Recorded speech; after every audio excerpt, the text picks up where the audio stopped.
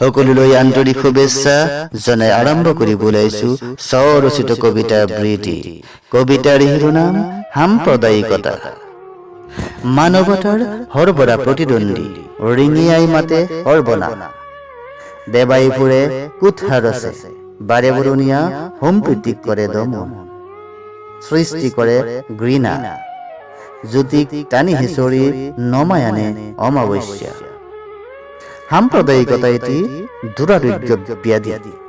তিল তিলকৈ নিশেষ কৰে সম্প্ৰীতিৰ এনাজৰি। অশান্তিৰ সৃষ্টি কৰি লণ্ডভণ্ড কৰে সমাজ। সাম্প্ৰদায়িকতাৰ নামত দুই চাৰি কালপিতে প্ৰতি অমান নিয়াব খোজে আনক। ফাং পাতি জালত পেলাই হাৰাশাস্তি কৰে বহুতক। চিৰদিনৰ গুণীয়া কৰে অনেকক। জঘন্য হত্যাকাণ্ড পৰ্যন্ত কৰে। জীৱশ্ৰেষ্ঠৰ প্ৰকৃত বৈৰী সাম্প্ৰদায়িকতা।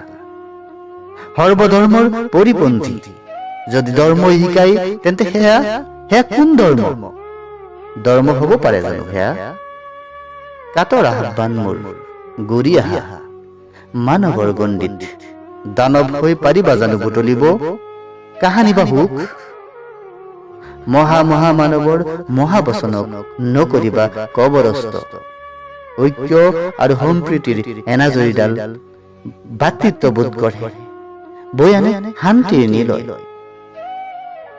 প্ৰভুহে কৰা দয়া জগতৰ প্ৰতি শীতল কৰা প্ৰাণ। হিংসা বিদ্বেষ কৰা আঁতৰ মানৱ প্ৰেমক বুজিবলৈ দিয়া হকুত। ধন্যবাদ।